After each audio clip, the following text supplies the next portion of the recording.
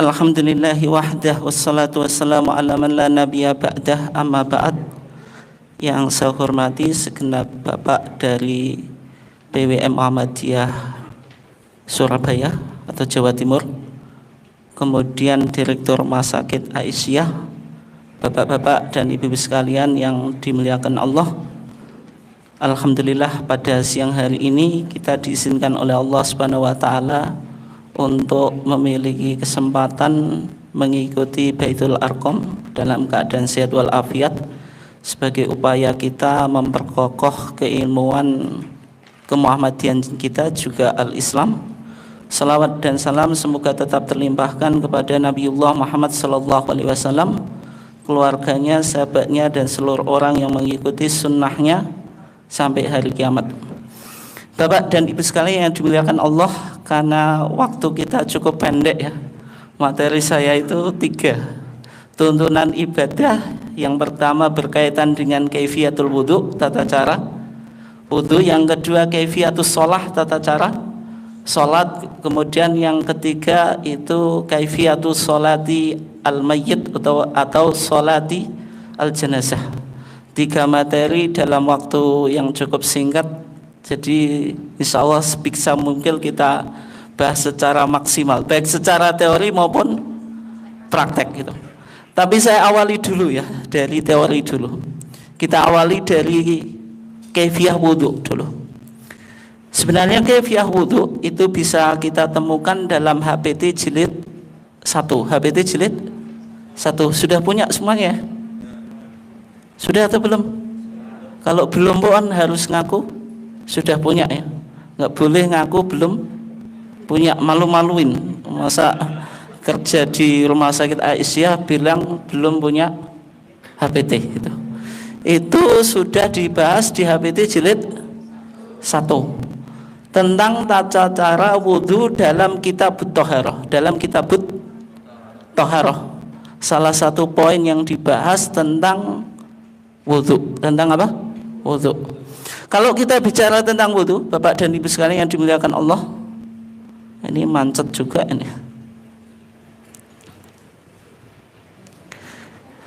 Yang pertama kita awali bagaimana Al-Quran menjelaskan tata cara wudu. Karena kalau kita di Muhammadiyah itu sebagaimana rumusan Mahuwaddin yang ada di dalam kitab Masail Al-Khams, di sana dikatakan yang disebut agama itu ma anzalahullahu fil Qur'anil Karim wa ma ja'at bihi as-sunnatu as-sahihah. Yang disebut agama itu apa yang diturunkan oleh Allah di dalam Al-Quran dan apa yang terdapat dalam sunnah sahihah.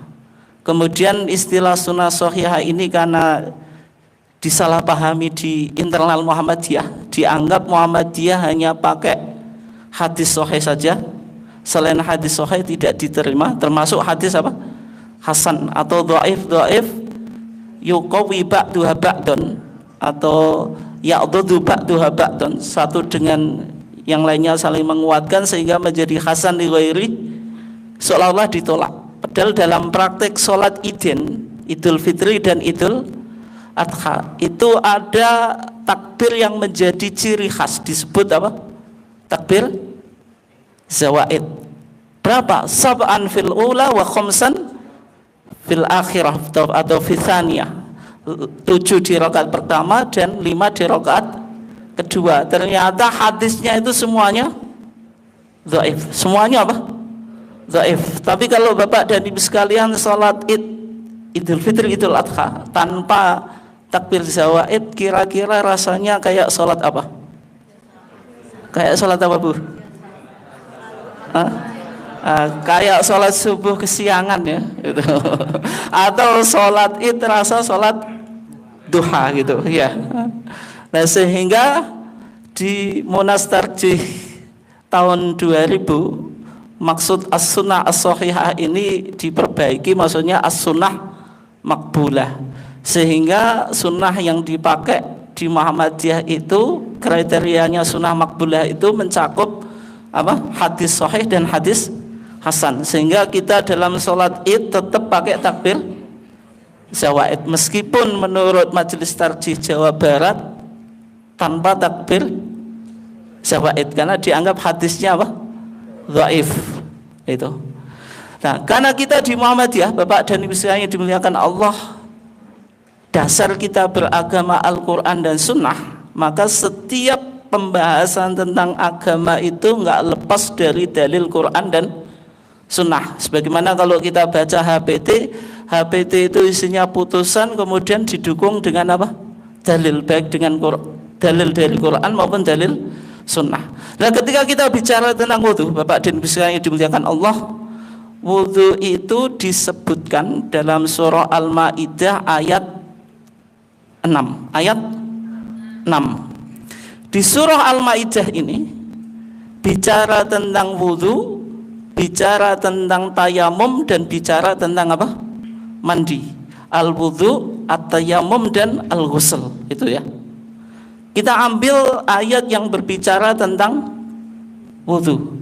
Semua yang disebutkan dalam ayat ini hukumnya wajib dilakukan. Ya ayyuhalladzina amanu idza qumtum ila sholati faghsilu wujuhakum. Ya ayyuhalladzina amanu, wahai orang-orang yang beriman, idza qumtum ila sholati, apabila engkau hendak melakukan salat. Yang tahu bahasa Arab ada atau enggak di sini? Qumtum itu fi'il apa? Kata kerja apa? Fi'il mudhari', fi'il madhi, atau fi'il amr? Simple past, simple present, atau imperatif? Apa? Qumtum itu fi'il madhi ya. Wahai orang-orang yang beriman, apabila engkau telah mengerjakan sholat, maka basuhlah wajahmu. Tapi kalau kita pahami semacam itu, ayat ini memiliki makna atau tidak? Maksud saya bisa ditangkap ya? Qumtum itu kan fi'il madhi toh. Kata kerja menunjukkan waktu lampau. Wahai orang-orang yang beriman, apabila kamu telah melakukan sholat, maka basuhlah wajahmu. Punya makna atau enggak kalau dipahami semacam itu? Tidak punya makna. Sehingga idza qumtum ila sholati itu maknanya bukan menjelaskan perbuatan di masa lalu, tetapi apa? Perbuatan yang akan datang atau yang akan dilakukan. Sehingga makna idza qumtum ila sholati itu maksudnya idza aradtum al-qiyamah ila sholah itu. Tapi yang menjadi pertanyaan, Pak atau Bu, wudhu itu kita lakukan ketika kita mau sholat atau ketika kita berhadas? Coba dijawab. Berhadas. Ada yang jawab lain? Wudhu itu kita lakukan ketika kita mau mengerjakan sholat atau ketika kita berhadas? Semuanya sepakat berhadas.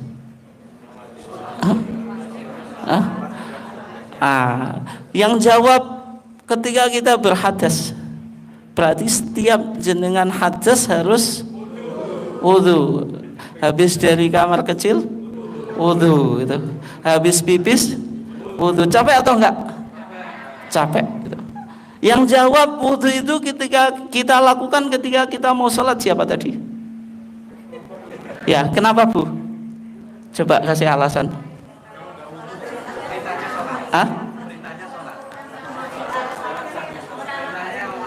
Oh, perintahnya kalau mau melakukan sholat, syarat sah sholat.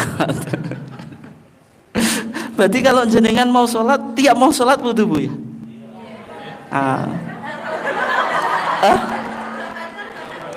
Oh, kalau nggak batal nggak wudhu Bu ya? Ternyata jenengan baru sadar ya. Berarti wudhu itu dilakukan tiap kali mau sholat atau enggak? Kalau sholat tanpa wudhu enggak sah. Nanti bulat ya gitu. Intinya wudhu itu kita lakukan yang pertama ketika kita mau sholat. Yang kedua kalau kebetulan kita berhadas itu. Kalau mau sholat Bu tidak berhadas kan boleh sholat tidak usah wudu lagi. Bisa dipahami ya? Nah, itu. Ya ayyuhalladzina amanu idza qumtum ila sholati, kemudian di ayat ini dijelaskan anggota wudu yang semuanya harus dilakukan. Faghsilu wujuhakum, basuhlah wajahmu. Di sini membasuh. Kemudian nanti kalau kepala diusap. Bedanya membasuh dengan mengusap apa? Bapak dan Ibu sekalian dimuliakan Allah. Membasuh pakai air. Kalau ngusap pakai apa, Pak?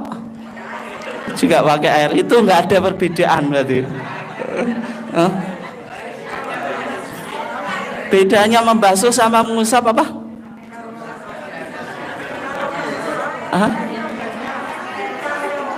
Ya Pak, silahkan. Gimana? Kalau membasuh itu membutuhkan air yang banyak. Tetapi kalau mengusap itu kan hanya air yang menempel saja. Oh gitu. Berarti kalau membasuh itu airnya banyak, Pak. Kalau mengusap airnya sedikit gitu. Tapi wudunya Rasulullah itu satu mud itu. Satu mud itu kurang lebih satu gelas itu. Berarti airnya banyak atau enggak, Pak? Sedikit itu. Hampir mendekati kebenaran, tapi saya belum bisa katakan jawaban jenengan betul, Pak, 100%. Hampir. Mungkin 75. Mungkin ada yang bisa melengkapi? Bedanya membasuh sama mengusap apa?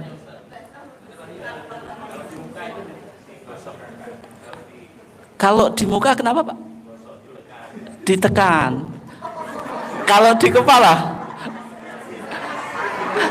Berarti kalau membasuh ditekan ya, digosok. Kalau mengusap tidak. Iya, terus Bu, ya. Ya, itulah yang betul. Kasih oplos. Itu. Nah, itu. Berarti kalau membasuh itu airnya mengalir, meskipun airnya tidak banyak, yang penting airnya mengalir. Rasulullah kalau wudhu 1 gelas itu bisa nggak airnya dialirkan? Bisa, meskipun airnya tidak banyak.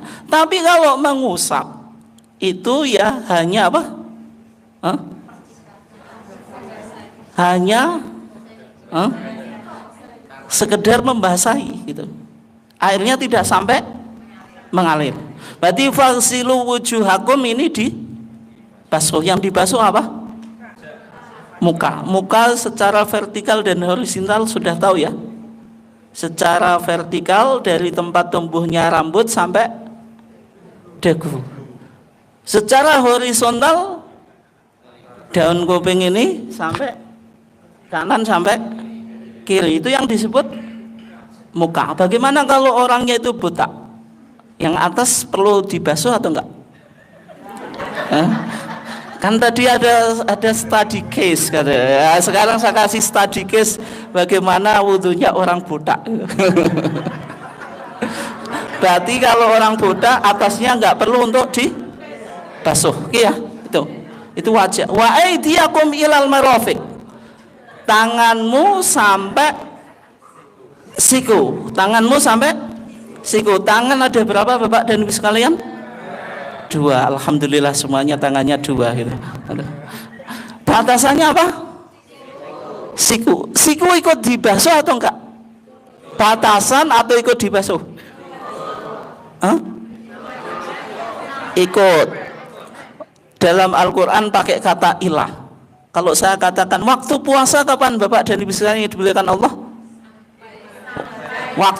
Waktu puasa mulainya kapan? Terbitnya fajar shadiq sampai terbenamnya matahari. Terbenamnya atau tergelincirnya, Pak? Aduh, efek puasa ya itu. Dalam Al-Quran minal fajri thumma atimmus siyama apa? Ilal lail. Kemudian sempurnakanlah puasa sampai malam. Malam itu dimulai kapan, Pak Tebu? Terbenamnya matahari. Ketika sudah malam kita masih puasa atau dianjurkan berbuka? Berbuka. Berarti malam masuk bagian puasa atau enggak? Tidak. Pakai apa? Pakai ilah gitu. Nah sekarang faghsilu wujuhakum wa aydiyakum ilal marafiq. Siku ikut dibasuh atau enggak? Oh sudah saya pancing berkesimpulan tidak. Memunculkan mata baru Pak ya. Nanti habis Baitul Arqam malah sesat, saya nggak bertanggung jawab loh. Ya meskipun pakai ilah tapi itu maknanya ma'a. Maknanya apa? Ma'a itu beserta. Berarti siku tetap dibasuh. Bukan sebagaimana puasa. Tsumma atimus siyama ilal lail, malam itu nggak masuk waktu puasa. Tapi kalau konteks wudu, siku itu masuk. Bisa dipahami ya? Sedikit pendekatan semantik linguistik ya, nggak apa-apa gitu. Oke. Wamsahu bi ru'usikum. Usapkanlah. Usap tadi apa Bu? Bedanya? Airnya tidak sampai mengalir gitu. Bi ru'usikum, dengan atau basuhlah kepalamu. Yang dibasuh kepala atau rambut Pak? Nah, sampai ketika kalau jenengan kepala gimana basuhnya? Kalau ada rambutnya? Enggak, ini rambut, dalam ini kepala toh. Nah, yang dibasuh yang apa?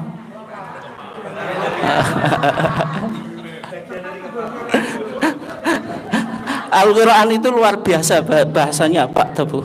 Pakai bahasa kepala. Kepala itu meskipun ya apapun sesuatu yang ada di kepala secara umum ya rambut. Tapi kalau misalnya Al-Quran pakai rambut, nanti kasihan nasibnya orang yang botak itu. Kalau wudu bagaimana gitu. Makanya Al-Quran itu detail ketika apa? Menjelaskan sesuatu. Wamsahu birusikum, yang dibasuh kepala itu. Bukan rambut gitu. Birusikum, kepala. Yang wajib semuanya, sebagian atau seperempat.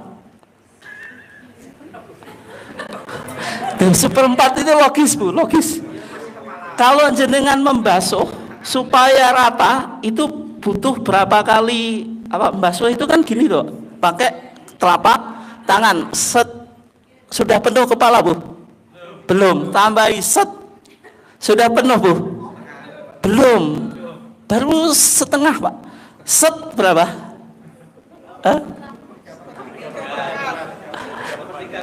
Terus kalau lagi seperempat. Itu logika mazhab Hanafi. Mazhab apa? Hanafi. Jadi penggunaan mantik akal itu penting ya dalam kajian apa? Islam. Tapi menurut mazhab Syafi'i baknya itu litabid, menunjukkan hanya sebagian. Makanya kalau mazhab Syafi'i gini saja sudah sah. Tapi dalam rumusan mazhab Syafi'i bisa dilihat di kitab mazhab Syafi'i apapun, Fathul Mu'in, Fathul Qorib, I'anatul Talibin, apapun lah, Minhajul Talibin dan seterusnya. Yang sunnah itu istiab. Istiab itu apa? Diusap semuanya. Meskipun di masyarakat ini ditinggalkan. Berarti kalau di masyarakat, mohon maaf ya, di Bojonegoro mungkin Surabaya juga gitu Pak. Cuma piak gitu. Itu sah tapi tidak mendapatkan kesunahan. Meskipun mengikuti mazhab mazhab Hanafi, mazhab Syafi'i gitu. Mazhab Syafi'i, mazhabnya jenengan tinggalkan gitu. Ya, nanti jenengan bantah kita bermadhab Muhammadiyah. Muhammadiyah itu bukan mazhab gitu. Iya. Berarti di sini wamsahu birusikum wa arjulakum ilal ka'bain. Kemudian yang keempat apa? Kaki sampai apa? Mata kaki. Mata kaki dibasuh atau enggak? Dibasuh. Sebagaimana wa aidiakum ilal marafiq. Berarti ila ini maknanya ma'a, bukan ghoyah, bukan batasan. Dari ayat ini Bapak dan Ibu sekalian yang dimuliakan Allah, anggota wudhu coba disebutkan. Muka, tangan, kepala, kaki. Kok semakin pandai ya? Padahal baru berapa jam ini. Yang dibasuh berapa? Hah? 3 apa saja?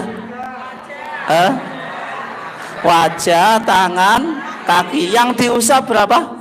1. Oke.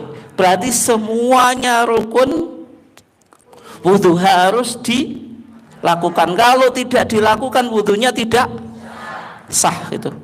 Tinggal niat sama tertib kalau dalam madzhab Syafi'i. Karena setiap ibadah harus ada niat. Innamal a'malu apa? Biniat. Niatnya mana? Enggak, dari ayat ini tidak disebutkan secara eksplisit. Tapi bisa kita pahami, idza qumtum ila shalah, apabila engkau hendak mengerjakan salat, sama ulama ditakwil idza aradtum al-qiyama ila shalah, menunjukkan ada iradah, ada keinginan. Keinginan itulah yang disebut apa? Niat. Cumanya niat itu apakah rukun atau syarat? Itu diskusinya panjang, Pak. Itu. Kalau syarat apa? Di luar ibadah. Kalau rukun di dalam ibadah. Kalau jenengan niat dalam sholat itu rukun atau syarat? Hah? Rukun atau syarat? Rukun atau syarat tuh? Coba dijawab, coba. Kok ada yang jawab syarat tuh? Kayaknya belajarnya bukan ke orang Indonesia ini. Secara umum kalau madzhab Syafi'i, niat itu rukun itu di dalam ibadah. Tapi sholat itu diawali dengan apa? Bingung kan? Ya, sekarang saya tanya, niat sholat itu diawali takbiratul ihram, niat atau berdiri? Hah? Niat. Definisi sholat apa? Perkataan, perbuatan yang diawali dengan. Lah kok jenengan jawab niat tuh?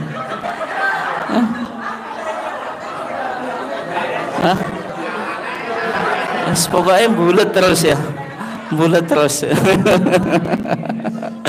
Oke, nanti saya jelasin ya. Soalnya waktu kita cukup pendek itu terus berurutan. Berurutan itu dipahami sebagaimana praktek wudunya Rasulullah. Meskipun di Al-Quran ini hanya pakai kenjangcor atau kenjangsen wawu ya. Wawu itu kan dan itu tidak menunjukkan urutan waktu. Tapi yang jelas praktek Nabi wudu itu selalu berurutan. Kemudian kalau kita lihat wudu menurut sunnah itu, menurut sunnah ya. Cumanya tadi sudah saya siapkan hilang PowerPoint-nya. Saya nggak tahu kok tiba-tiba hilang itu. Sambil di Bulughul Maram ya. Ini hadis Humran Maula Utsman. Bisa dilihat Pak atau Bu ya? Itu. Ya. Ya itu. Pokoknya itulah, nggak ada terjemahannya ini. Paham atau nggak paham ya sudah, saya kasih ini saja lah. Terpaksa itu. Hadis Humran Maula Utsman. Humran budaknya Utsman. Utsman itu pernah meminta air wudhu kepada Utsman pernah meminta air wudhu kepada Humran. Yang dilakukan Utsman, faghassala kafaihi thalatha marrat. Utsman itu membasuh kedua telapak tangannya 3 kali. Berarti pertama kali kalau kita wudhu apa? Membasuh telapak tangan 3 kali. Disebutkan dalam Al-Quran atau tidak? Tidak. Hukumnya apa? Wajib atau sunnah? Sunnah. Lah itu loh, kok mudah cerdas ya. Nanti keluar Baitul Arqam jadi setengah ulama, tapi enggak ulama full ya. Nanti kalau ulama full menyaingi saya jadi masalah itu. Enggak, canda-canda saja Pak Bu ya. Tsumma matmadha wastanshaqa wastanthara. Terus yang dilakukan Utsman itu berkumur-kumur, menghirup air ke hidung, kemudian menyemprotkan.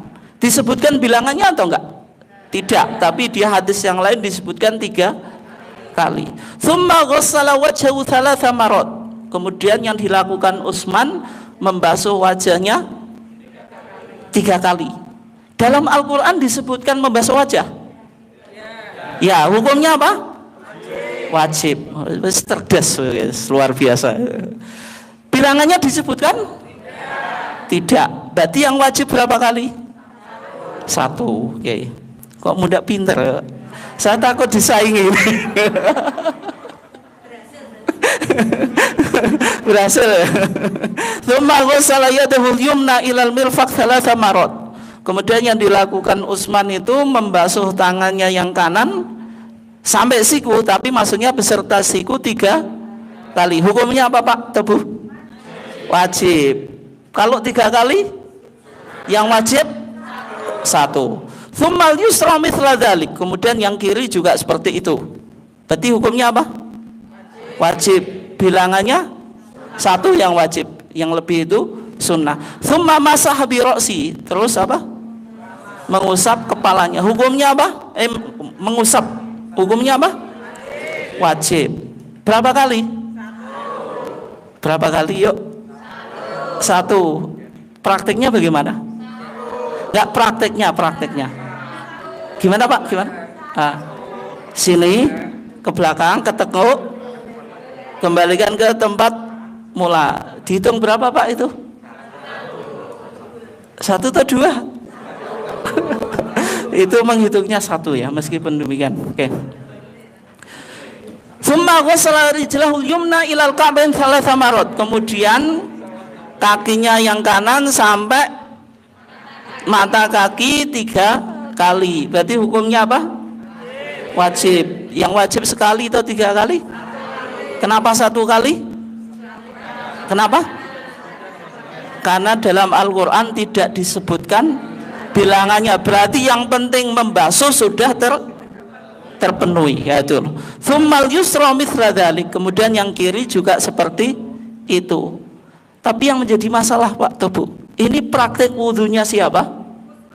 Utsman. Utsman itu perbuatannya bisa dijadikan hujah atau tidak? Tidak. Lah kok kita bahas? Percuma dong. Lebih baik bahas wudunya Nabi.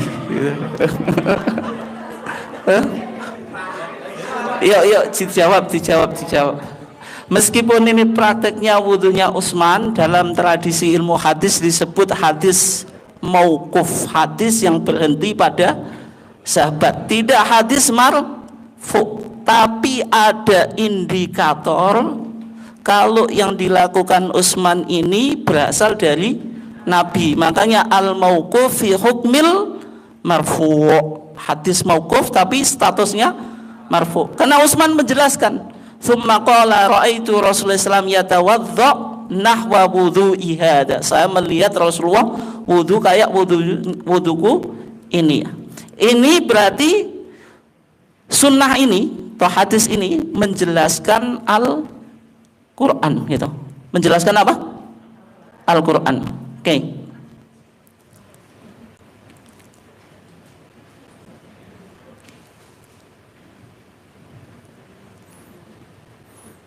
Itu intinya ya.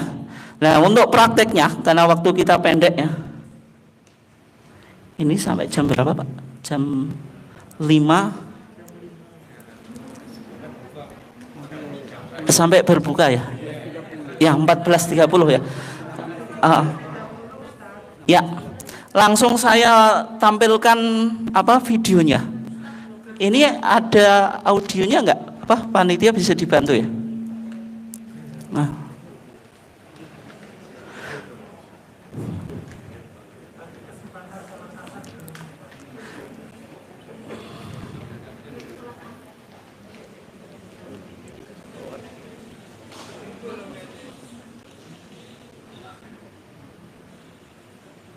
Ya.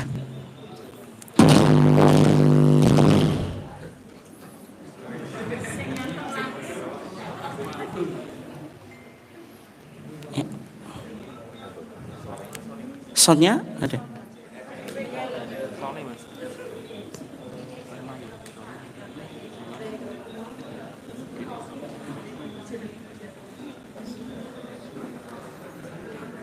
Nah itu. Ini. Speaker out.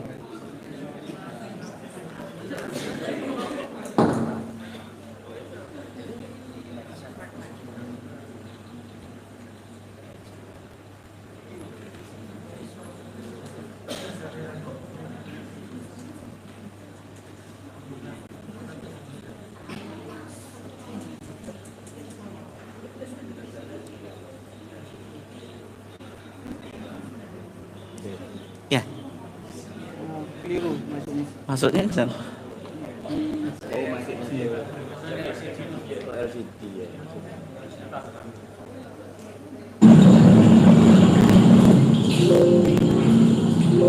Ya.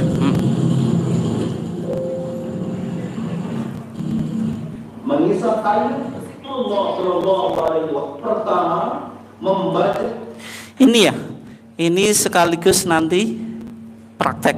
Ini praktek dihandle saya atau panitia Pak nanti? Hah? Langsung ya. Oke. Yang penting apa? Kita nanti praktek ya di terakhir. Kalau kita coba mau wudhu baca apa? Bismillah itu. Mau wudhu baca apa? Tawadhu'u bismillah. Berwudhulah kamu dengan baca apa? Bismillah. Bismillahnya lengkap atau enggak? Kalau di HPT kita lengkap ya, meskipun pandangan sebagian ulama cukup Bismillah. Kayak kita makan kan Bismillah gitu. Tapi ada hadis yang nanti bisa dicek di HPT itu Bismillahnya lengkap ya. Dengan niat yang ikhlas karena Allah. Ini apa tadi? Membasuh kedua telapak tangan gitu. Sambil niat dalam hati. Itu kalau di Muhammadiyah ya gitu. Meskipun kalau mazhab Syafi'i niatnya itu ketika membasuh wajah. Kenapa? Karena wajah itu fardu yang pertama. Yang disebut niat itu apa? Qasdu syai' muqtarinan bi fi'lihi. Dalam definisi niat mazhab apa? Syafi'i, menyengaja sesuatu dibarengi dengan tindakan gitu. Makanya kalau orang sholat hatinya niat apa, tangannya diangkat mengucapkan Allahu Akbar, harus matching. Kalau tidak matching apa? Diulang-ulang gitu. Ya, itu kenapa kok orang sholat nggak jadi-jadi itu karena hati niat, lisan Allahu Akbar, tangan mengangkat tangan. Kenapa? Karena niat itu letaknya di awal sesuatu yang wajib. Tapi kalau di Muhammadiyah HPT jilid 3 berpandangan niat itu syarat, Bu. Makanya jenengan saya kagum, jenengan kok kesimpulannya niat syarat.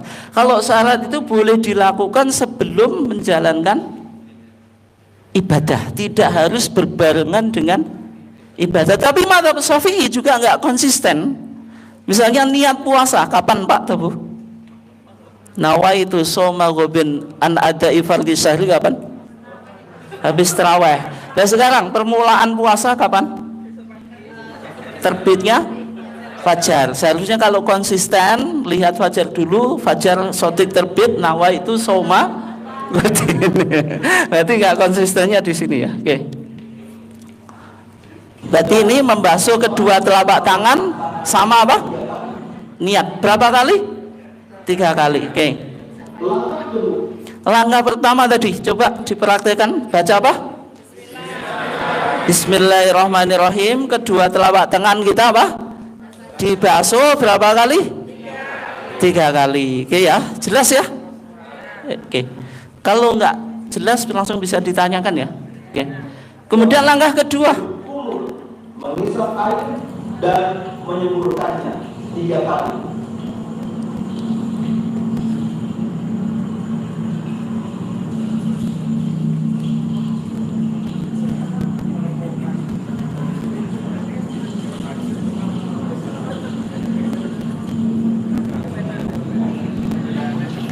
Oke.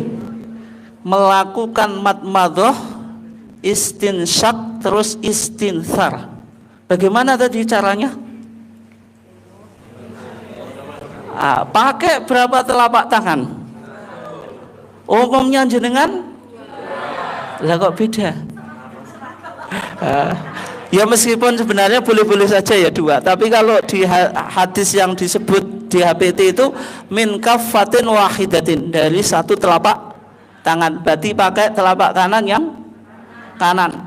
Setengah dimasukkan ke mulut, setengah dihisap ke hidung, terus dikeluarkan dengan tangan kiri ya. Dilakukan berapa? 3 kali. Gimana prakteknya? Jadi kita ngambil air gini, terus setengah dimasukkan ke mulut, dibuat kumur-kumur, dimasukkan ke hidung, tapi nggak sampai masuk Bu ya. Itu nanti pilek lah. Setelah itu apa? Dikeluarkan pakai tangan kiri gitu. Bisa dipahami ya? Oke. Langkah ketiga, membasuh seluruh muka 3 kali. Tadi batasan muka apa?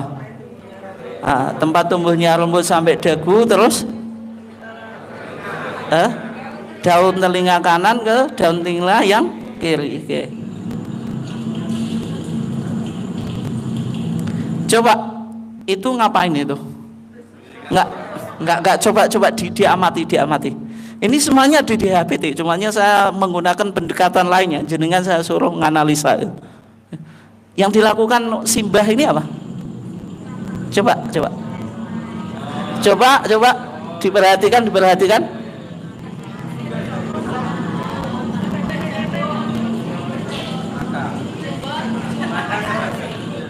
Ya, gimana?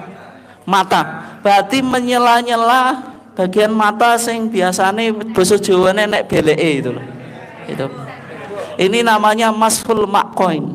Itu ini apa? Di sela-sela. Gitu. Oke ya. Jangan sampai jenengan habis wudu tapi tetap rembes itu. Nah, kemudian jenggot. Jenggot apa? Di sela-sela. Kalau yang punya jenggot, kalau nggak punya ya sudah itu. Apanya mau yang di sela-sela? Oh, nggak punya jenggot. Itu ya. Berarti kita praktekkan. Berarti apa? Ngambil air, kita apa? Basuh. Terus apa? Jangan lupa ininya, matanya. Terus kalau punya jenggot di sela-sela. Berapa kali? 3 kali. Oke, bisa dipahami ya? Kita lanjut. Langkah. Tapi tadi hukumnya apa? Wajib. Berapa kali yang wajib? 1. Kalau lebih dari itu 4 kali? Itu boros, itu menyalahi sunnah itu. Oke ya. Keempat, membasuh atau mencuci kedua tangan beserta kedua siku dengan Coba diamati Pak Dabu ya. Diamati. 3 kali dengan mendahulukan tangan kanan.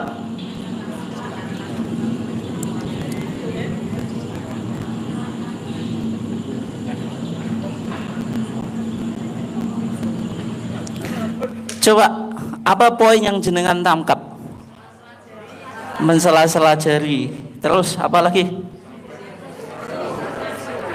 Apa? Sikunya dibasuh. Terus apa lagi?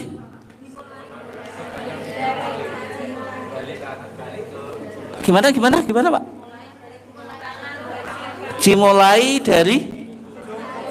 Nah, sekarang saya tanya, ini poin menarik. Kalau banyak orang wudhu pakai keran, itu biasanya airnya dicurkan dari atas baru ke bawah. Meskipun itu sah, tapi kalau kita pahami wa aidiyakum ilal marafiq, tangan itu mulai dari pergelangan ini, bagian pergelangan atau telapak tangan ke atas itu. Berarti siku, kemudian digosok sambil gosok tadi Bapak yang jawab gosok Pak itu. Sunnahnya itu ad-dalak. Kalau dalam mazhab Malik itu dalak itu malah hukumnya wajib gitu. Tapi kalau mazhab Syafi'i sunnah ya. Oke. Kanan dulu baru kiri. Oke. Langkah kelima, mengusap. Jam berapa? Kurang 1 jam ya. Ntar lagi nanti sholat, insya Allah cukup Pak. Insya Allah cukup itu. Kepala dengan menjalankan kedua telapak tangan dari. Oke, yang jenengan tangkap apa? Coba fokus ke video atau enggak tadi? Coba saya ulangi lagi. Kenapa? Kepala dengan menjalankan kedua telapak tangan dari ujung muka. Kenapa itu airnya dibuang? Mengusap. Karena mengusap ya, bukan Basuh berarti tidak perlu airnya dialirkan gitu. Oke. Bagaimana tata caranya? Ini yang penting. Ini menjadi politik identitas loh. Jangan sampai karyawan RSA wudunya piak gitu. Wah, itu ditekankan Pak. Jangan sampai itu ya. Nanti apa ciri khas Muhammadiyah dengan yang lainnya gitu. Kalau wudunya apa? Piak gitu. Hingga tengkuk dan mengembalikan kedua telapak tangan itu seperti semula. Setelah itu mengusap kedua telinga. Oke, yang jenengan tangkap apa? Coba poin apa yang bisa disimpulkan? Dari gimana Bu? Kepala? Hukumnya apa kalau mengusap telinga? Kenapa kok gak wajib?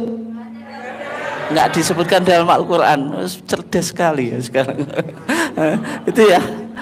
Berarti sunnah, tapi tetap harus dilakukan loh. Jangan sampai jenengan sudah tahu ini wajib, ini sunnah, ambil yang wajib saja. Jadi nanti jadi masalah itu. Berarti apa? Sunnah ya. Berarti caranya tadi ngambil air, kita coba sama-sama ngambil air, dibuang, terus apa? Dari depan tumbuhnya rambut atau apa? Di atas kepala, tarik ke bawah sampai tarik ke belakang ya. Ke tengkuk, dikembalikan ke asal mula. Terus apa? Jari telunjuknya dimasukkan ke lubang telinga. Ibu jarinya diletakkan di telinga bagian daun telinga bagian luar, terus ditarik ke atas. Oke ya, bisa ya dipahami? Oke. Gimana Bu? Kalau rambutnya panjang itu cukup rambut yang di kepala Bu. Nggak usah dengan rambutnya 1 meter misalnya gitu.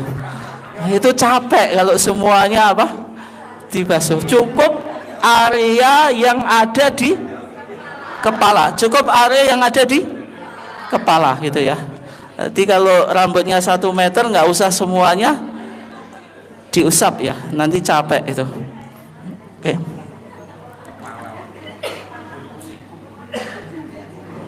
Langkah ke-6, membasuh kedua kaki serta coba videonya diperhatikan ya. Kedua mata kaki dengan menggosoknya sebanyak 3 kali dengan mendahulukan kaki kanan.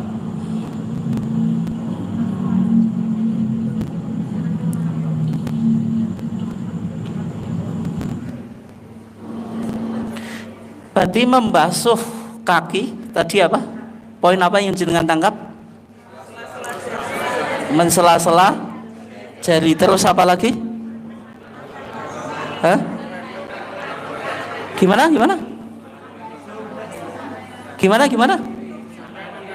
Apa Pak? Menggunakan tangan kiri. Sebagian ulama memahami ada yang pakai apa? Jari kelingking. Tapi itu kalau memungkinkan. Kalau tidak memungkinkan ya sudah gitu. Oke ya. Bisa dipahami ya? Langkah ke-7, mengucapkan asyhadu an. Nah, doanya bagaimana?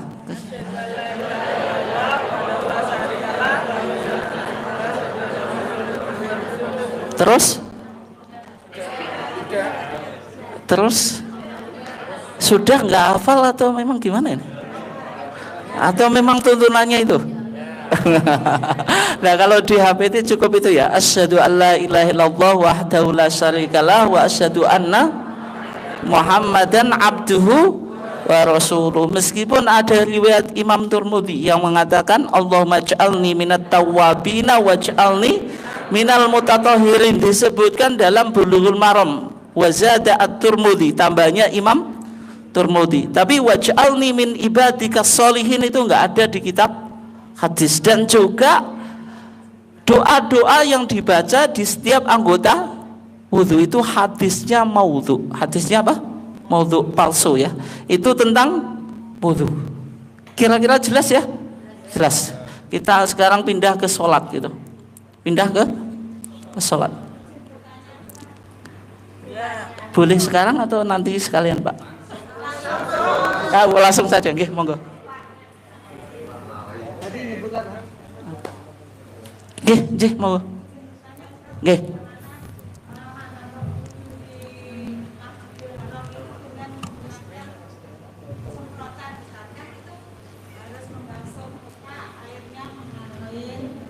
Kalau membasuh itu kan airnya harus mengalir.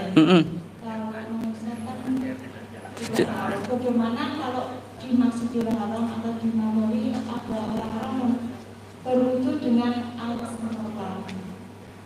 Ya. Terima kasih. Ya. Nama saya Erna. Jih, Bu. Kalau ketika di Mekah itu pakai semprotan ya. Semprotan, disemprotkan gini kan. Semacam itu boleh Bu, boleh. Airnya masih mengalir, tapi jenengan ratakan dan sambil digosok gitu. Kuatirnya kalau disemprot saja ada area yang tidak kena air itu.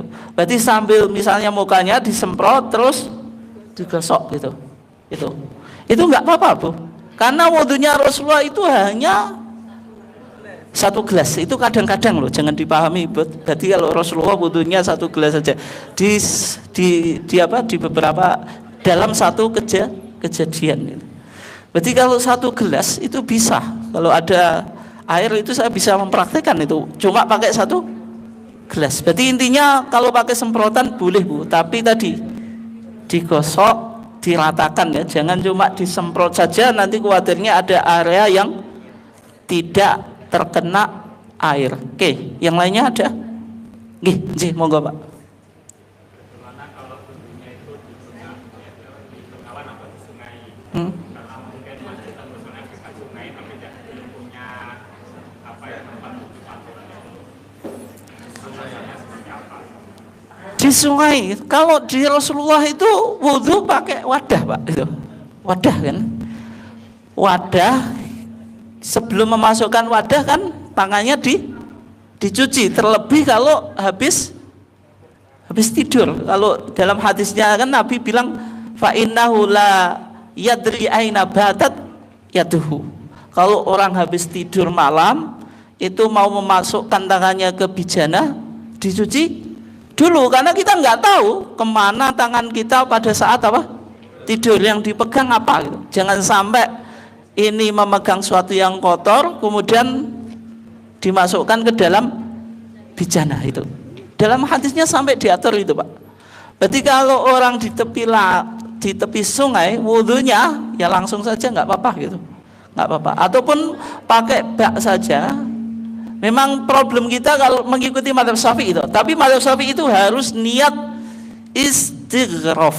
Istighraf itu niat memasukkan tangan ke air. Itu enggak jadi mustakmal. Tapi kalau tidak diniati jadi mustakmal. Ini pelik juga Pak. Maksudnya kalau bukan ahli fikih enggak mungkin tahu. Orang awam enggak mungkin tahu. Tapi rumusan mazhab Syafi'i semacam itu. Tapi kalau di Muhammadiyah kita nggak ada kriteria air dua kolah atau tidak. Yang penting hukum asalnya air itu suci, mensucikan, kecuali apa? Berubah tiga apanya? Rasa, bau dan warna. Itu saja. Kalau di Muhammadiyah simpel itu ya. Tidak ada kriteria air yang banyak, alma al-kathir kalau dua kolah atau lebih, alma al-qalil air yang sedikit kalau kurang dari dua kolah. Itu tidak ada ya kalau di Muhammadiyah. Oke, yang lainnya ada? Nggih, monggo Pak.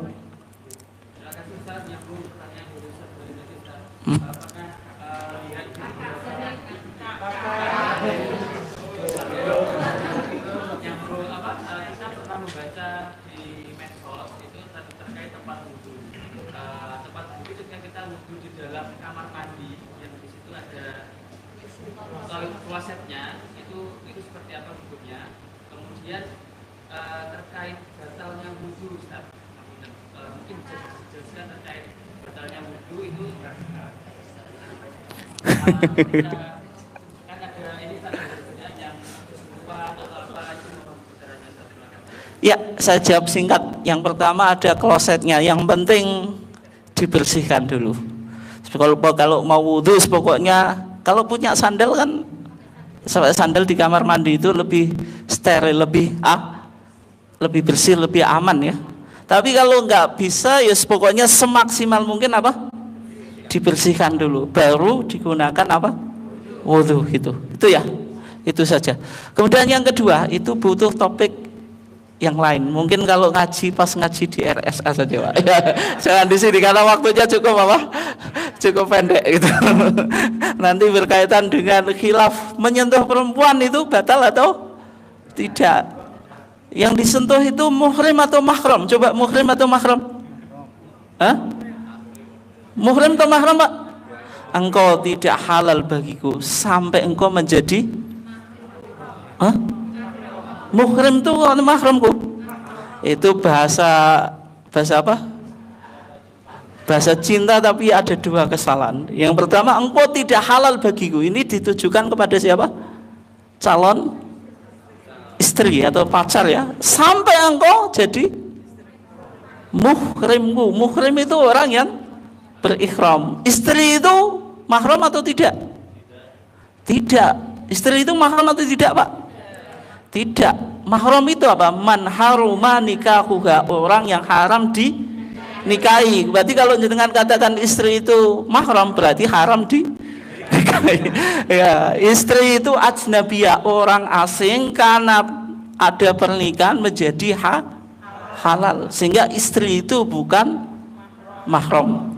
Sehingga dalam mazhab Syafi'i itu menyentuh kulit kalau tanpa pembatas itu membatalkan kecuali mahram. Tapi kalau di Muhammadiyah aulamastumun nisa ai au jama'tumun nisa, menurut penafsiran Ibnu Abbas, maksudnya mengumpuli istri, bukan menyentuh secara biasa. Ini kan makna majazi, makna metaforis untuk membawa apa? Ucapan dari makna hakiki ke makna majazi itu butuh apa? Dalil penguat. Dalil penguatnya apa? Hadis Aisyah. Kata Aisyah, faqadtu Rasulullah sallallahu alaihi wasallam dzata yaumin. Saya kehilangan Rasulullah sallallahu alaihi wasallam suatu hari minal firas, dari tempat tidur. Berarti suatu malam Aisyah itu nyari Rasulullah. Jenengan juga gitu, Bu ya? Malam-malam gerayang-gerayang bapaknya kok nggak ada, itu dicari. Atau dibiarin saja, Bu, wes bapak hilang ya wes. Dicari, Bu ya. Nanti kalau jenengan masih nyari, ngikuti Aisyah ya gitu, ngikuti Aisyah. Terus wa wada'tu yadi ala batini qadamai. Terus saya meletakkan kedua tanganku di atas bagian dalam telapak kakinya. Ketika itu Rasulullah sedang sholat. Berarti Aisyah memegang kulitnya Rasulullah atau tidak? Iya. Rasulullah tetap sholat? Ya, berarti tidak membatalkan wudhu. Itu jawaban singkatnya, Pak. Sekarang kita ke topik yang lebih penting ya. Waktunya diingatkan terus, Pak, saya. Biar pas. Kaifiyatus sholah, tata cara sholat wajib itu. Tata cara sholat wajib. Ada hadis yang menjadi hadis induk ya. Hadis apa? Induk. Hadis induk itu hadis umdah yang menjelaskan sesuatu yang wajib itu. Saya lupa nggak ngutip itu. Saya carikan di Bulughul Maram sebentar.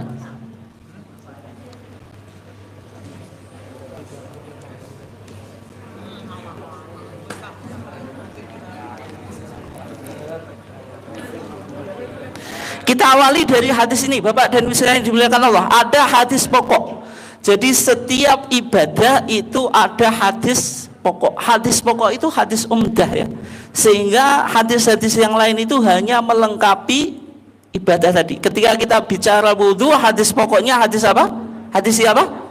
Humron Maula Utsman. Humron budaknya Utsman. Dalam sholat hadisnya disebut al-hadis al-musi sholatahu atau fi sholati. Hadis yang bercerita tentang sahabat yang salah melakukan sholat. Melakukan sholat 3 kali, Nabi tetap bilang apa? Irji fa sholli fa innaka lam tusolli. Ulangi sholatmu sampai 3 kali. Kemudian dia mengatakan, ya Rasulullah ma uhsin ghair, saya tidak bisa melakukan sholat kecuali ini. Kemudian Rasulullah mengajarkan tata cara sholat. Semua yang diajarkan di hadis ini hukumnya wajib. Ini penting Pak Tebu, sehingga jenengan tahu ini wajib, ini sunnah. Rasulullah bersabda, idza qumta ila sholati fakabbir. Langsung saya ambil poinnya. Kalau engkau mau sholat, ucapkan takbir. Takbir apa? Takbiratul ihram. Kenapa disebut takbiratul ihram Bapak dan Ibu sekalian yang dimuliakan Allah? Nah, ini jenengan sejak kecil sampai sekarang masih takbiratul ihram toh? Dan sekarang saya tanya, apa maknanya takbiratul ihram? Apa Bu? Oh, jawabannya malah gitu ya. Ahrama yuhrimu ihraman itu artinya mengharamkan. Berarti kalau jenengan sudah Allahu Akbar, haram melakukan aktivitas selain sholat. Allahu Akbar masih lapar, makan dulu boleh atau enggak? Enggak boleh. Sholatnya batal. Itu makna filosofis apa takbiratul ihram gitu. Jadi kalau sudah takbiratul ihram, sudah mulai sholat dan harus fokus pada sholat, tidak boleh melakukan aktivitas selain sholat itu. Idza qumta ila sholati fakabbir, berarti takbiratul ihram hukumnya wajib itu. Tsumma qra' ma tayassara ma'aka minal Qur'an, kemudian bacalah sesuatu yang mudah bersama engkau dari Al-Qur'an. Ini apa maksudnya? Surat yang mudah itu apa? Ayat pendek, gak kul huwelek. Maksudnya Al-Fatihah. Meskipun kita surat yang mudah itu kan gak harus Al-Fatihah, tapi yang dimaksud di sini Al-Fatihah. Kenapa? Karena Al-Fatihah itu surat yang ada di awal Quran, sehingga setiap umat Islam pasti hafal. Baca Al-Fatihah hukumnya wajib. La sholata liman lam yaqra' bi Fatihatil apa? Kitab. Tidak ada sholat bagi orang yang tidak membaca Al-Fatihah. Antara takbir dengan Al-Fatihah, sebutkan ada apa saja. Nah, saya ngaji juga sambil ngasih pertanyaan Bu ya, nggak cukup ngomong. Iftitah, yang lainnya jawab. Ta'awud ya. Ya, jawab lagi. Bismillah Al-Fatihah atau enggak? Bismillah Al-Fatihah. Apalagi yuk.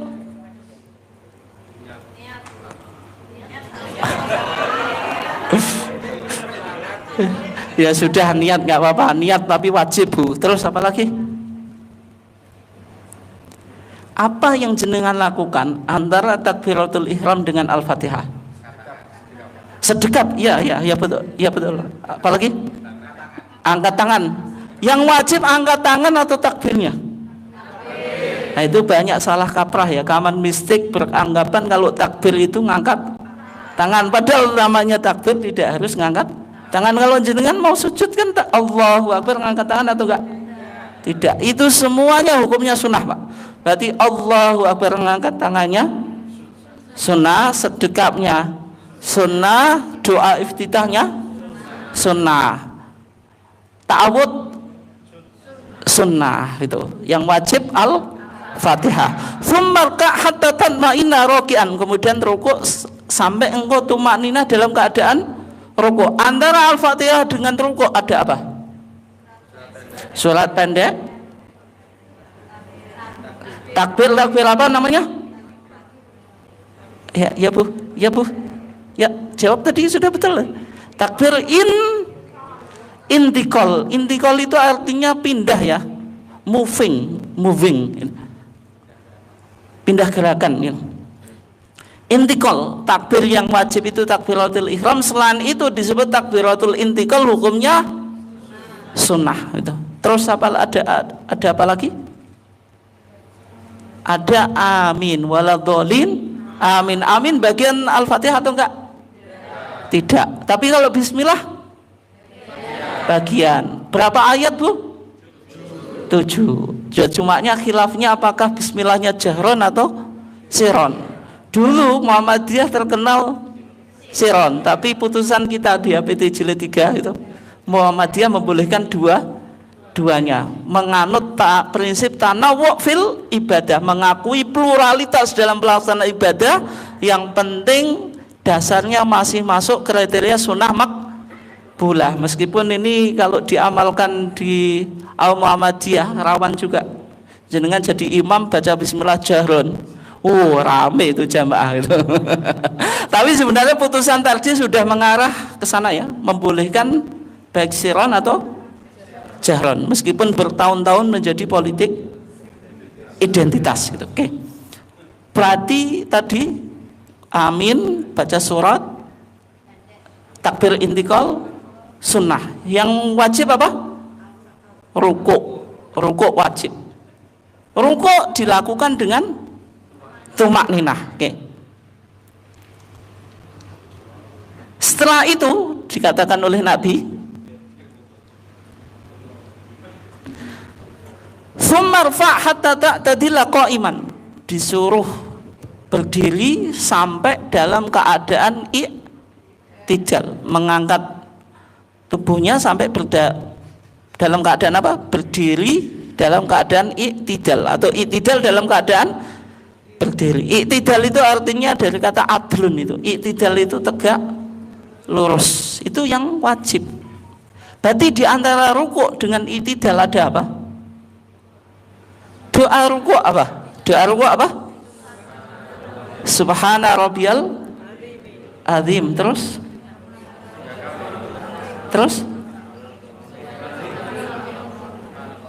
Enggak. Maksudnya doa bacaan jenengan waktu rukuk apa? Subhana rabbiyal azim. Stop atau ada tambahan wa bihamdihnya? Wa bihamdih.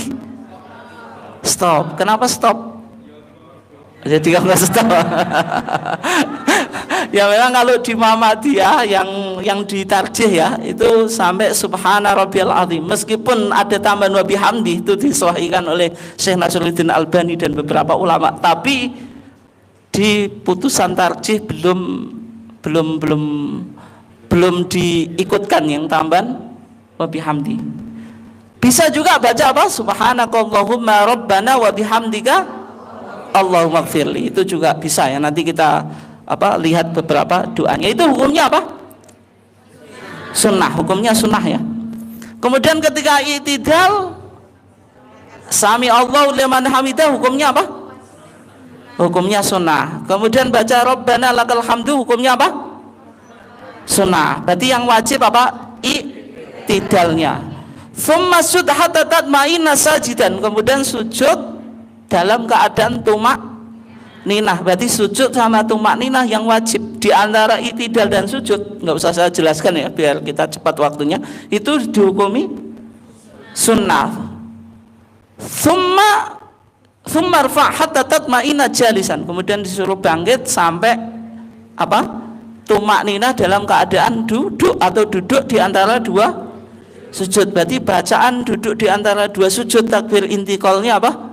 Sunnah. Tsumma sujud hatta tatma'inna sajidan. Kemudian disuruh melakukan sujud yang kedua.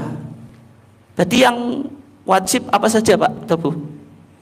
Takbiratul ihram, Al-Fatihah, rukuk dengan tumakninah, i'tidal dengan tumakninah, sujud yang pertama dengan tumakninah, duduk di antara dua sujud dengan tumakninah, terus sujud yang kedua. Kalau kita lakukan semuanya ini disebut satu apa? Satu rakaat. Makanya Rasulullah bersabda, "Tsumma fa'al dzalika fi sholatika kulliha." Kemudian lakukan yang demikian itu fi sholatika, di sholatmu. Maksudnya di rakaatmu kulliha semuanya. Rakaah sama sholat itu kadang maknanya apa? Sinonim atau muradif ya. Berarti yang disebutkan dalam hadis ini hukumnya apa? Wajib. Selain itu sunnah. Oke, kita awali. Ketika kita mau sholat berdiri, qiyam, hukumnya apa? Kenapa sunnah? Oh, berarti kalau jenengan sholat ya boleh duduk ya? Oh enggak. Hukumnya wajib Bu, hukumnya wajib. Wajib bagi orang yang mampu, kalau enggak mampu enggak wajib. Yang kedua sholatnya sholatnya wajib. Kalau sholatnya sunnah jenengan terawih meskipun mampu sholat dalam keadaan duduk boleh atau enggak? Boleh. Tapi nisfu ajril qaim, setengahnya orang yang sholat dengan berdiri. Yang disyaratkan berdiri itu sholatnya wajib, yang kedua orangnya mampu, itu ya. Berarti waqumu lillahi qanitin, berdiri itu hukumnya wajib, gitu.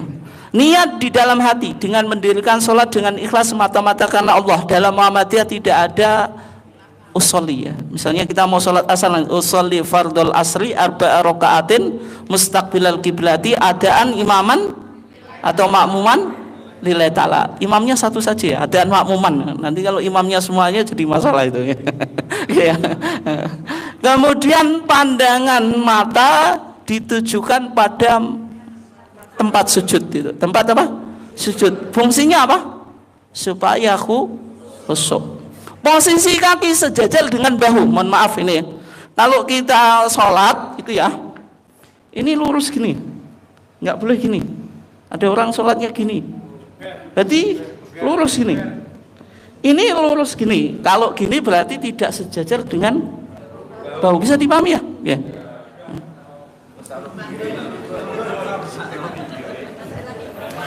Enggak, itu hal sepele, tapi kalau belum menjadi habit, kebiasaan, itu pasti dilakukan itu. Ya kan? Oke. Kemudian takbiratul ihram, baca Allahu Akbar, mengangkat kedua belah tangan sejajar dengan bahu. Ibu jari sejajar dengan daun telinga bagian bawah, jari-jari tangan sedikit direnggangkan. Kalau di Muhammadiyah, mohon maaf takbirnya itu segini, gini ya. Ibu jari ini jempolan ya. Ibu jari ya, itu sejajar dengan daun telinga bagian bawah itu. Ini yang putusan tarjih. Meskipun kalau tarjih Jawa Timur, Pak, itu khatwal mangkiben segini juga dibolehkan. Tapi yang resmi yang masih menjadi pandangan tarjih pimpinan pusat itu sebagaimana dalam HPT itu segini. Meskipun saya sudah melakukan kajian, rata-rata Muhammadiyah Jawa Timur itu segini, Pak ya. Ya. Oke ya. Itu. Meskipun saya membolehkan juga ya segini itu. Tapi kalau kita bicara tarjih segini, nanti kita lihat apa? Videonya. Ini dihadapkan ke kiblat. Gini salah, gini salah. Ini tidak dikepalkan, gini juga salah gitu. Oke ya, jelas ya. Oke. Kemudian sedekap, telapak tangan kanan menggenggam pergelangan dan hasta tangan kiri. Berarti apa? Ini apa namanya? Telapak tangan, pergelangan, terus hasta itu. Tokafun, rusgun, sa'id bahasa Arabnya. Berarti di sini, di tengah-tengahnya. Boleh al-qabdu itu digini kan, atau al-wad'u, yaitu ditempelkan. Berarti terserah dengan digenggam sini boleh, dua-duanya boleh ya. Tapi bukan kayak gini, ada orang yang sholatnya model kademen ya kan? Katisen ya. Diletakkan ala sodrihi dalam hadis Wa'il bin Hujr, di atas dada. Tapi yang dipahami di atas dada dalam penafsiran Muhammadiyah sama dengan mazhab Syafi'i, tidak sebagaimana teman-teman Salafi. Mohon maaf ya, teman Salafi itu kalau takbir gini Pak ya, di atas itu repot gitu kayak ya. Kalau di Muhammadiyah tidak, maksudnya di atas dada itu di atas pusar gitu. Itu pemahaman ala sodri dalam pandangan Muhammadiyah. Jadi tidak sebagaimana teman Salafi kan gini toh. Kok mbah gimana tuh Pak? Jelas toh. Terus semakin bingung jenengan, saya kasihkan banyak pendapat itu. Kemudian membaca doa iftitah, dibaca apa? Siron, tidak keras ya. Allahumma ba'id, ini dihafalkan Bapak dan Ibu sekalian. Jangan sampai jadi karyawan di rumah sakit Muhammadiyah bertahun-tahun Allahumma ba'id nggak hafal.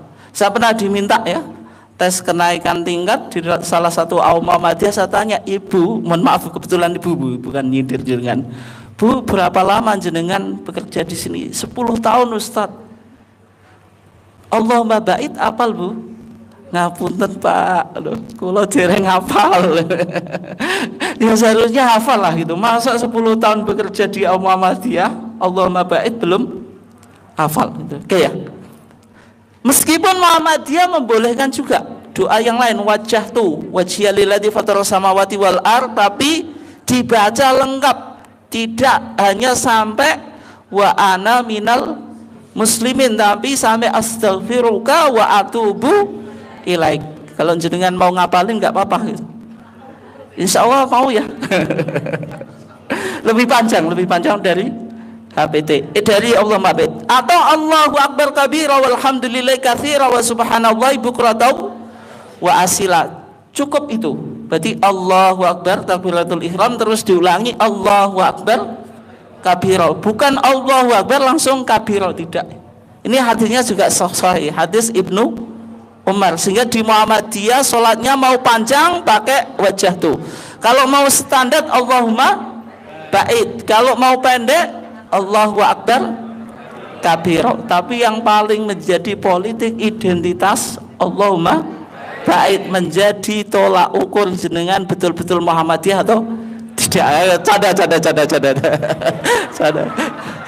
Nah, itu sudah menjadi politik identitas tahu gitu. Meskipun Muhammadiyah sejak 1929 kitab sholah kita putusan Solo sudah menggunakan wajah tuh sebenarnya. Tapi saya nggak tahu kenapa di masyarakat berkembang politik identitas. Padahal sudah saya cek di Fathul Mu'in, kitab standar teman-teman kita NU, itu juga mengakui Allahumma bait. Tapi saya nggak tahu kenapa kok terjadi politik identitas. Bahkan seleksi karyawan itu juga tanyanya ini, doa iftitahnya apa gitu. Pernah itu di seleksi dosen di salah satu universitas di Jogja, sudah kelasnya universitas, yang ditanya apa? Doa iftitah. Ada apa ini di dunia akademik kok model gini gitu. Kemudian membaca ta'awud tanpa dikeraskan. Kalau di Muhammadiyah ta'awudnya itu fi kulli raqatin, di setiap rakaat. Beda dengan mazhab Hanafi yang hanya di rakaat pertama. Kenapa? Juga ada nilai irfaninya, supaya kita lebih khusyuk dalam pelaksanaan apa? Sholat. Nah, ini aplikasi pendekatan irfani yang ada di Muhammadiyah. Apa? Membaca isti'adzah di setiap rakaat. Nah, versi ta'awudnya 3 itu Bu ya. Toh Pak, kalau jenengan mau ngapalin semuanya nggak apa-apa ya. A'udzubillahi minasyaitonirrajim, ini yang paling common. A'udzubillahi samil alimin minasyaitonirrajim juga boleh. A'udzubillahi samil alimin minasyaitonirrajim min hamzihi wa nafthihi wa nafthihi juga boleh. Ini malah bingung atau malah jelas? Malah jelas ya. Meskipun jenengan, aku yang malah bingung Satra itu. Terus baca Al-Fatihah itu. Al-Fatihah, amin, baca surah. Rukuk sekarang. Rukuk hukumnya apa tadi? Wajib. Kalau kita mau rukuk, mengangkat kedua tangan. Ada berapa tempat kita disunahkan mengangkat tangan? Yuk. Takbiratul ihram 1. Mau rukuk 2. I'tidal. Meskipun yang kita baca sam'alah, sami Allahu liman hamidah. Yang keempat sujud. Bangkit dari tasyahud awal menuju rakaat yang ketiga itu. Ini juga pandangan mazhab Syafi'i, tapi di masyarakat tidak umum. Yang apa? Bangkit dari tasyahud awal gitu. Itu kesunahan kita mengangkat tangan. Jadi mau rukuk ngangkat tangan sambil mengucapkan Allahu Akbar gitu. Kemudian memegang kedua lutut dengan kedua tangan dan merenggangkan jari jemari. Berarti tangan kanan dipegangkan lutut yang kanan, tangan kiri memegang lutut kiri. Nggak usah dibalik Pak atau Bu. Kalau dibalik jadi repot itu. kemudian jarinya direngkangkan, meluruskan punggung sejajar dengan leher, atau misalnya punggung dan leher sejajar. Kalau dalam hadisnya itu dikatakan Nabi itu kayak as-sahifah al-wahidah, kayak punggung yang lurus, papan yang lurus, kalau ditaruh di atas air nggak tumpah. Itu nanti praktiknya gitu ya, nanti ada yang sujud kita kasih air di atasnya, tumpah atau enggak? Kalau tumpah berarti enggak lurus gitu ya. itu. Kemudian kepala tidak terlalu menunduk, tidak terlalu apa? Ndangak itu. Tumak ninah dalam rukuk. Kemudian membaca doa. Doanya apa? Nah, ini yang pertama yang jenengan penting untuk hafal, subhanakallahumma rabbana wa bihamdika Allahumma firli. Riwayat siapa, Bu? Riwayat siapa? Aisyah, Bu. Itu favorit Aisyah itu. Aisyah itu terkenal apanya, Bu? Cantiknya atau cerdasnya? Cerdas dulu atau cantik dulu? Penting mana, cerdas sama cantik? Penting dua-duanya. Subhana rabbiyal azim boleh, tapi tidak ditambahi wa bihamdihi. Meskipun ada sebagian ulama yang mensahihkan, termasuk Syekh Nasruddin Albani, atau subuhun kudus rabbul malaikati wa ruh boleh juga. Terus bangun dari ruku untuk i'tidal. I'tidal hukumnya apa? Wajib. I'tidal berdiri lurus. Baca apa? Sam'alah sami Allahu liman hamidah itu. Ketika i'tidal, tangannya sedekap atau irsal. Irsal itu lurus ke bawah. Sebagian teman-teman salafi itu sedekap lagi. Itu ada pembahasannya di HPT jilid 3 ya. Dipahami oleh Muhammadiyah karena waktu kita cukup pendek ya. Di situ setelah dikaji, intinya kesimpulan Muhammadiyah tetap tangan ke bawah, bukan sedekap gitu ya. Oke. Terus baca Rabbana. Coba Rabbana apa, saya mau dengar. Rabbana lakal hamdu. Sini. Sana Pak, apa? Rabbana. Yang sana Pak. Kok semuanya sepakat Rabbana lakal hamdu tuh? Ada dua. Semuanya mana yang betul? Semuanya betul. Bisa Rabbana lakal hamdu, bisa Rabbana walakal hamdu, atau ditambahi Allahumma Rabbana walakal hamdu, atau Allahumma Rabbana lakal hamdu, atau bisa juga Allahumma Rabbana lakal hamdu hamdan katsiran thayyiban mubarakan fi, atau Rabbana walakal hamdu mil as-samawati wa mil al-ardi wa mil ma syi'ta min syai'in ba'du. Mil atau mil'u, wah nanti panjang itu. Nanti kalau kakek ilmu berat ya, malah bingung gitu. Mil'a sama mil'u semuanya betul Pak. Nanti kalau jenengan tanya itu nanti kajian pada apa? Bahasa itu, nahwunya bagaimana. Sujud yang kedua, yang ke-11 sujud. Bertakbir kemudian mulai bergerak untuk sujud tanpa mengangkat tangan, berarti tidak usah apa? Mengangkat tangan. Meletakkan kedua lutut terlebih dahulu, lalu kedua tangan, lalu dahi dan hidung. Anggota sujud, Bapak dan Ibu sekalian yang dimuliakan Allah, coba disebutkan. Apa Bu? Dahi 1. Hah? Hidung 2. Telapak tangan 3. Lutut 4. Ujung jari, ujung jari kaki 5, terus sudah. Tapi tadi kan ada yang 2 Bu. Berarti apa yang 2 Pak tadi? Kan 2 lutut, 2 telapak tangan, 2 kaki 6. Terus apa lagi? Dahi, hidung. Berapa jumlahnya? 8. Tapi Nabi bersabda, umirtu an asjuda ala sab'ati a'dhumin. Saya diperintah oleh Allah sujud atas 7 anggota. Tapi setelah jenengan hitung kok 8. Gimana? Nabi bilang alal jabhah, batuk, wa asyara ila anfi, tapi mengisyaratkan pada hidungnya, menunjukkan kalau apa? Jabhah apa tadi? Dahi sama hidung itu satu paket. Itu anggota sujud, Bu, ya, anggota tubuh, Bu, yang digunakan untuk sujud. Wis gak apa-apa lah wong poso e. 20 menit. Yang sholat jenazah katanya boleh tidak. Boleh, tergantung waktunya, Pak, ya nanti. Yang penting ini selesai dulu. Ya. Ketika kita mau sujud, tangan dulu atau lutut dulu? Ini penting Pak, saya sampaikan. Lutut. Kenapa lutut, tidak tangan? Kenapa, Pak? Tidak menyerupai unta.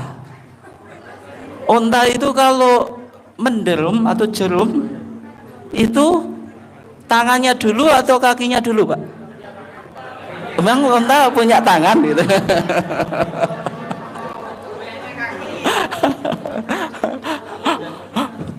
Nabi memang bersabda, Pak, idza sajada ahadukum fala yasjud kama yabrukul ba'ir. Kalau seorang di antara kamu sujud, janganlah ia menderum sebagaimana menderumnya unta. Yang menjadi pertanyaan, unta itu kalau menderum, jerum bahasa Jawane, kakinya dulu atau tangannya dulu? Tapi pertanyaan ini juga membingungkan. Memang unta punya tangan ya, dianggap kaki depan itu tangan. Itu yang mana dulu, Pak Tebu?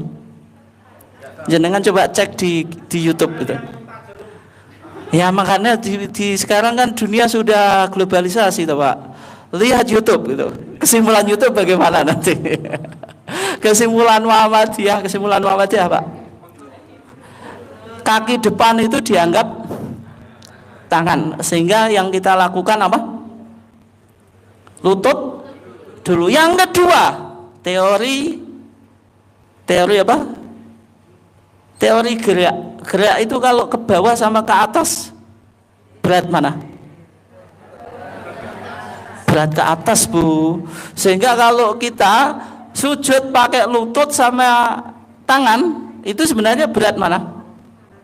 Berat lutut. Tapi karena kita ke bawah lebih ringan. Nanti apa? Kalau kita mau bangkit dari sujud, tangan dulu. Kenapa?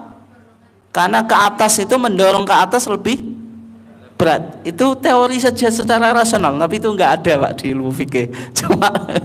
Cuma pendekatan apa? Rasional, ya. Kemudian ketika kita sujud itu antara siku dengan lambung itu direnggangkan, termasuk ibu-ibu, Bu, ya. Meskipun dalam pandangan mazhab Syafi'i itu ditempelkan, tapi hadisnya itu mursal, ya. Hadis mursal disebutkan dalam Marasil Abi Dawud itu. Oke. Kemudian hidung dan kening bersentuhan dengan tempat sujud. Ini penting, Pak Tebu.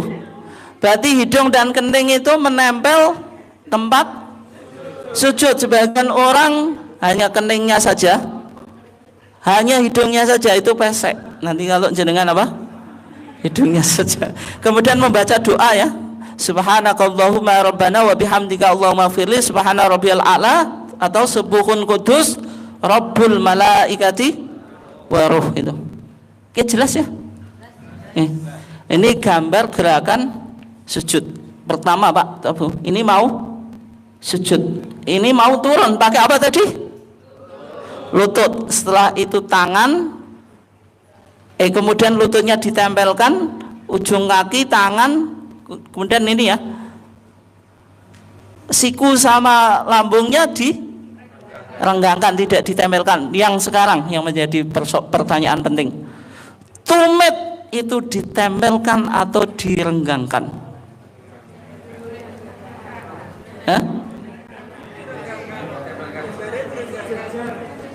Tumit-tumit itu ditempelkan atau direnggangkan?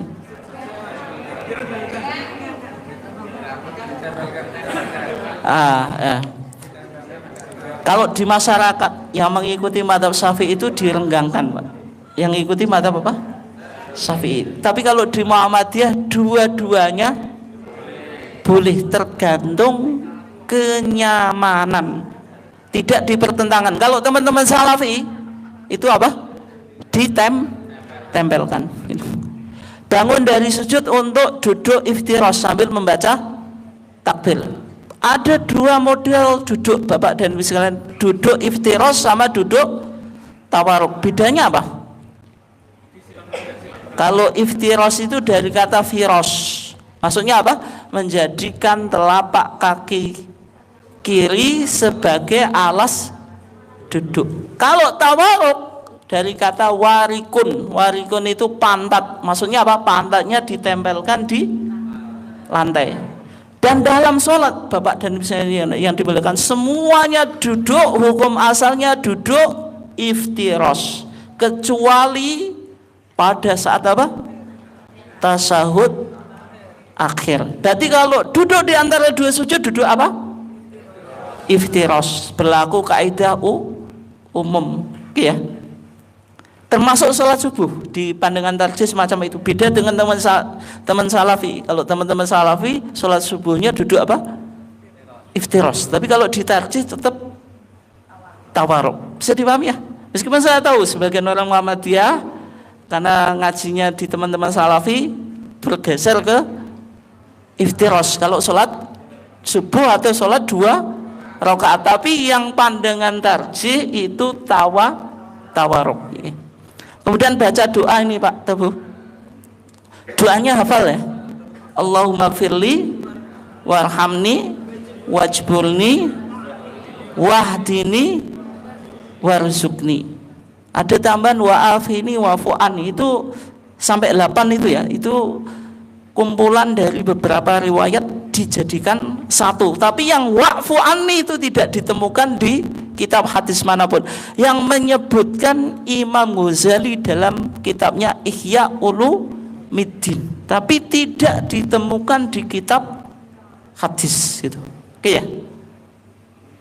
Sehingga kalau di Muhammadiyah ini Allahumma gfirli warhamni wajburni wahdini warzuqni. Kemudian sujud yang kedua sebagaimana yang kita lakukan pada sujud yang pertama. Bangun dari sujud kedua menuju rakaat yang kedua. Ini bangunnya pakai apa? Pakai tangan dulu. Kemudian sebelum bangun ada duduk sebentar yang disebut dengan duduk apa? Jalsah istirahah. Duduk istirahat. Duduk istirahat tahu Pak Tabu? Siapa yang mau praktek ini? Duduk istirahat itu kan kita sujud, kemudian duduk bentar, nggak langsung naik itu. Kayak ini lah, kayak nih yang kedua. Ini kan bangkit dari sujud gambarnya ya. Nanti kita lihat. Kemudian duduk, kemudian bangkit terus ya. Pakai apa? Pakai tangan ini ya. Oke. Kemudian rakaat yang kedua sebagaimana yang apa? Kita lakukan tadi, kecuali tidak ada doa iftitah, kecuali tidak ada apa doa iftitah. Okay. Kemudian duduk tasyahud atau tahiyat awal. Tahiyat awal itu tasyahudnya bagaimana bacaannya? Tapi duduknya dulu. Duduknya duduk apa? Duduk iftirash itu. Duduk iftirash ya. Telapak kaki kanan ditegakkan dengan jari-jari kaki kanan ditekuk menghadap kiblat kayak itu ya. Meletakkan kedua telapak tangan di atas kedua lutut dengan menghamparkan jari-jari tangan kiri di atas lutut. Dan seterusnya ya, membaca doa tasyahud. Tasyahudnya itu ada dua, ada tasyahud Ibnu Mas'ud dan tasyahud Ibnu Abbas. Yang at-tahiyatu lillah wassalawatu wathayyibat yang umum dibaca di Muhammadiyah itu tasyahudnya siapa? Ibnu Abbas atau Ibnu Mas'ud? Atau enggak jawab saja? Ibnu Mas'ud. Tapi yang umum dibaca di masyarakat sebagaimana mazhab Syafi'i itu tasyahudnya Ibnu Abbas gitu. Tapi di Muhammadiyah dua-duanya boleh. Di HPT jilid 1 juga sudah mengakomodir 2 bacaan. Baca sholawat setelah itu Allahumma sholli ala Muhammad. Tapi kalau di Muhammadiyah di tasyahud awal itu lengkap ya. Kalau dalam mazhab Syafi'i itu Allahumma sholli ala Sayyidina Muhammad wa ala ali Sayyidina Muhammad terus bangkit. Karena dalam hadisnya dikatakan Nabi itu kalau duduk di tasyahud awal ka'annahu ala radfi, seakan-akan dia berada di atas bara api. Sama Imam Syafi'i dipahami berarti tasyahudnya tidak dibaca secara lengkap. Tapi pandangan tarjih bukan semacam itu. Maksudnya Nabi mempercepat, bukan berarti tidak membaca tasyahud secara lengkap. Sehingga tasyahud Ibrahimiyah juga bukan tasyahud ya, sholawat Ibrahimiyah juga dibaca ya. Allahumma sholli ala Muhammad wa ala ali Muhammad kama sholaita ala Ibrahim wa ali Ibrahim, tidak ada wa alanya. Ini saya bina guru SD 2 itu cukup lama loh untuk mengoreksi bacaan karena wis podo kapil kabeh sudah melekat itu. Mungkin kalau RSA 11 itu ya cukup lama ya. Karena kalau di masyarakat itu kan gabungan beberapa hadis. Allahumma sholli ala Muhammad wa ala ali Muhammad kama sholaita ala Ibrahim wa ali Ibrahim. Kalau meskipun ada riwayat wa ala ali Ibrahim, wa barik ala Muhammad wa ali Muhammad, tidak ada wa ala ali Muhammad.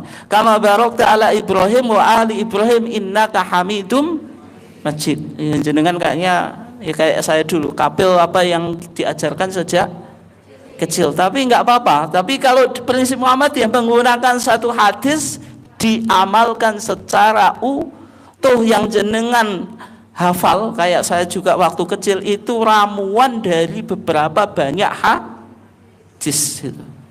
Ternyata semakin tahu itu semakin repot ya. Kalau nggak tahu kan nggak repot ya. Nggak muncul masalah gitu. Nah kemudian yang dibaca setelah tasyahud awal, tapi ini rata-rata tidak umum Pak. Bisa di HPT jilid 3 itu bisa baca doa yang kayak kita baca setelah sholat. Allahumma a'inni ala dzikrika wa syukrika wa husni ibadatik gitu. Kemudian tasyahud akhir ya, tasyahud akhir dilakukan kayak tasyahud awal. Cumanya ada doa isti'adzah minal arba'. Doa minta perlindungan dari 4. Apa saja Bu, Pak? Dari Dajjal, fitnah hidup dan mati, fitnah kubur ya. Allahumma inni a'udzubika min adzabi jahannam wa min adzabil qabri wa min fitnatil mahya wal mamati wa min syarri fitnatil masihid dajjal. Ini dibaca di tasyahud akhir. Oke ya. Terus salamnya kalau di Muhammadiyah menganut prinsip tanawu fil ibadah, boleh lengkap boleh tidak itu. Kalau HPT 1 itu lengkap Assalamualaikum warahmatullahi wabarakatuh, Assalamualaikum warahmatullahi wabarakatuh. Tapi dalam mazhab Syafi'i tambahan wabarakatuh itu wala tusannu wabarakatuh, tidak disunahkan tambahan wabarakatuh.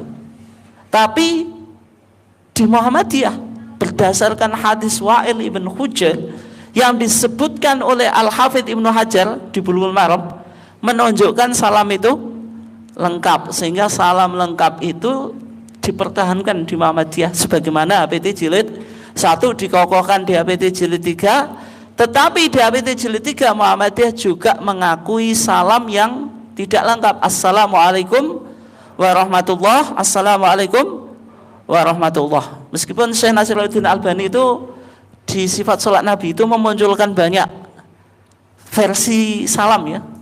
Tapi kalau di Muhammadiyah 2 itu.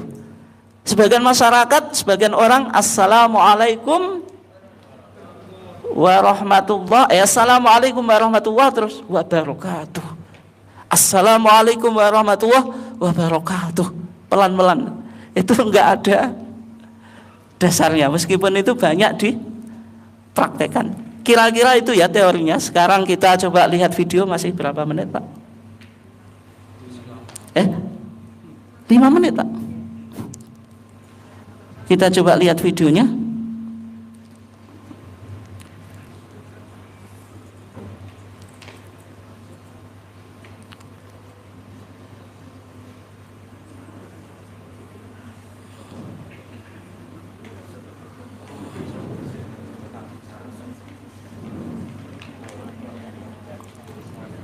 Melihat tempat sujud, kedua belah tangan lurus di sisi kanan dan sisi kiri, serta berniat dalam hati untuk mendirikan sholat dengan ikhlas semata-mata karena Allah.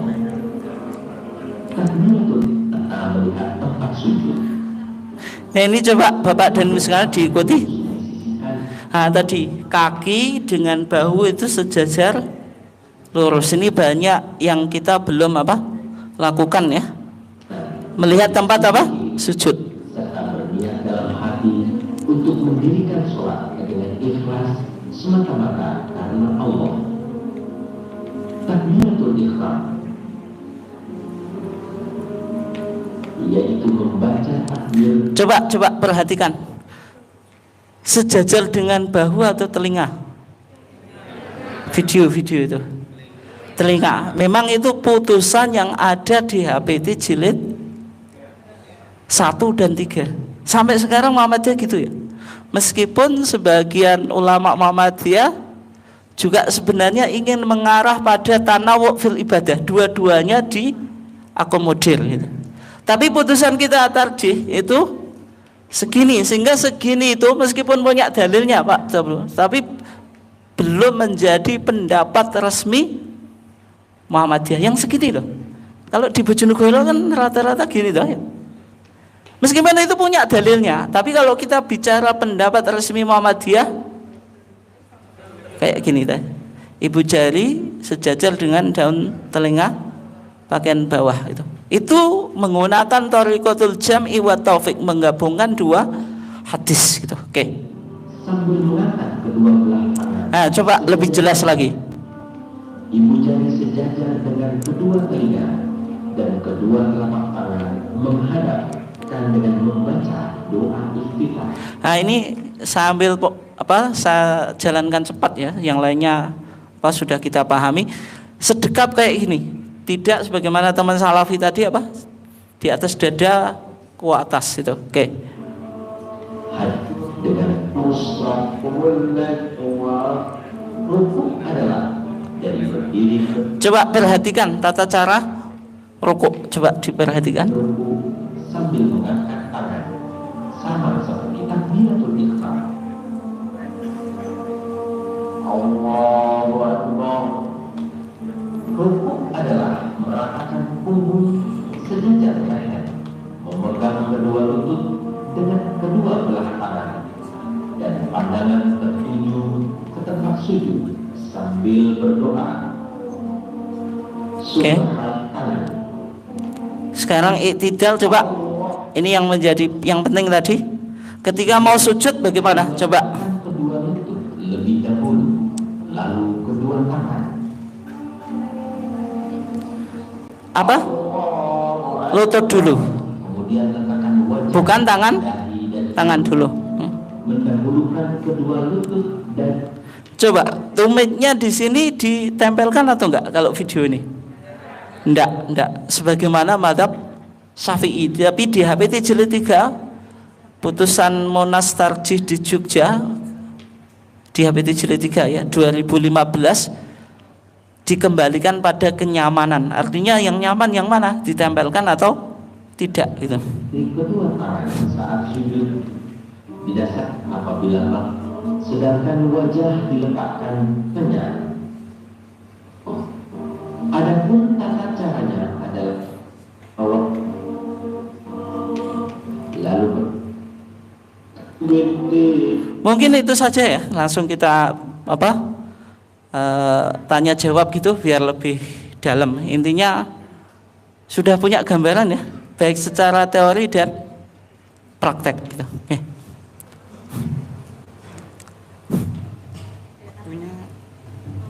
Mbak Adi, Ibu ini waktunya habis.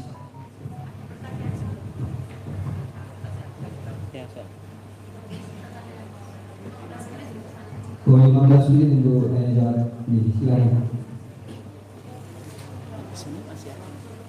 Masih ada satu sesi lagi. Tes, tes.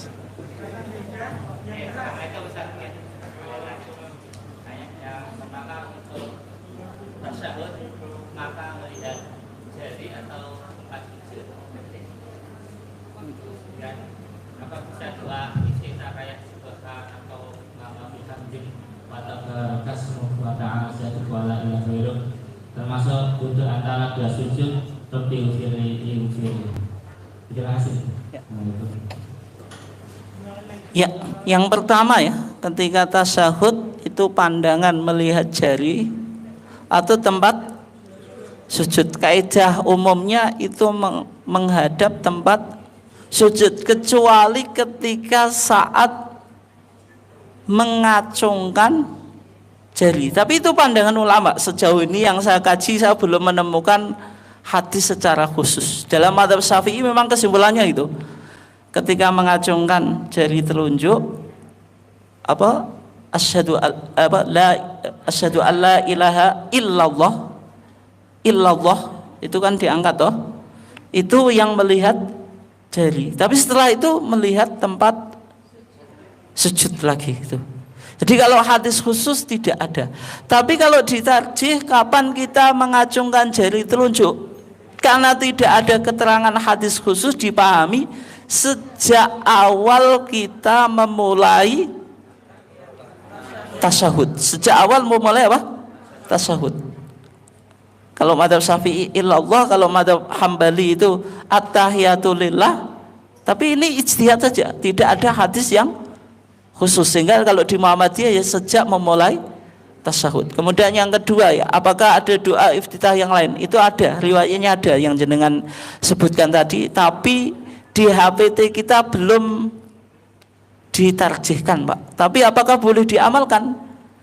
Ketika memenuhi kriteria sunnah sahihah boleh diamalkan, tetapi secara pribadi, tidak disampaikan ke jamaah atau dibawa di institusi Muhammadiyah. Yang boleh diajarkan di institusi Muhammadiyah 3. Allahumma ba'id, rawahu Syekhon Imam Bukhari dan Imam Muslim atau muttafaqun alaih dari Abi Hurairah. Wajjahtu, rawahu Muslim an Ali bin Abi Thalib, riwayat Imam Muslim dari Ali bin Abi Thalib, tapi dibaca lengkap, Pak. Astaghfiruka wa atubu ilaik, terus Allahu akbar kabira walhamdulillahi katsira, dan seterusnya. Riwayat Ibnu Umar dari, atau riwayat Imam Tirmidzi dari Ibnu Umar. 3 itu. Apakah selain itu tidak ada? Masih ada. Selama itu masuk kriteria sunnah sahihah, boleh diamalkan, tetapi tidak dibawa ke jamaah. Karena kalau di jamaah kan kita punya apa? HPT gitu. Tapi bukan berarti Muhammadiyah menyalahkan yang belum diputuskan, tidak gitu. Bisa dipahami ya? Ya. Tetapi tentu kriterianya masuk sunnah makbulah tadi. Oke. Itu. Kemudian Rabbi Firli 2 kali itu ada, Pak, tapi di fatwa, di TJA, tanya jawab agama. Itu ada. Itu diperbolehkan juga menurut tanya jawab ketika sujud gitu. Oke, itu jawaban pendeknya gitu. Nggih, monggo, monggo.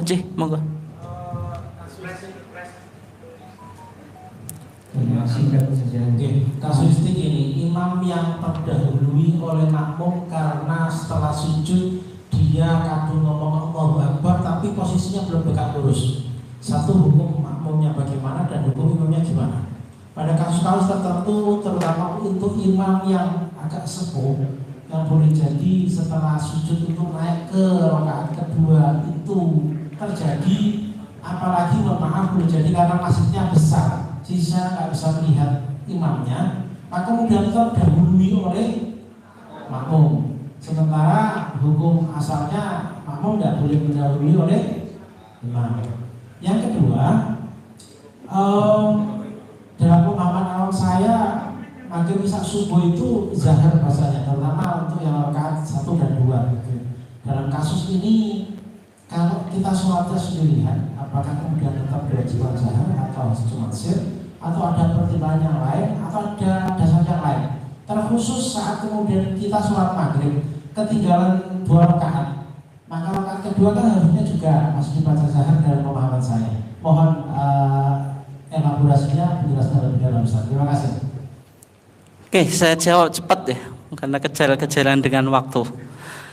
Jadi relasi imam dengan makmum itu paling tidak ada 3. Paling tidak, yang pertama itu mutaba'ah. Mutaba'ah itu mengikuti. Ini hukum asal makmum, sebagaimana hadis Nabi, innama ju'ilal imamu liyutamma bih. Sesungguhnya imam itu dijadikan untuk diikuti. Fa idza kabbara fakabbiru. Kalau imam takbir, kita mengikuti takbir. Wa idza raka'a farka'u. Kalau imam itu rukuk, kita mengikuti rukuk. Wa idza sajada fasjudu. Kalau imam sujud, ya mengikuti sujud. Ini namanya mutaba'ah. Mutaba'ah itu mengikuti. Berarti imam dulu disusul makmum. Tetapi mutaba'ah ini dikecualikan dalam satu keadaan. Waktu apa Pak atau Bu? Ini door prize ini. Waktu apa? Kita dianjurkan muwafaqah. Tidak mengikuti imam tapi berbarengan dengan imam. Itu namanya apa? Muwafaqah. Pada saat apa Pak atau Bu? Amin. Waduh, sayangnya saya cuma canda, Bu.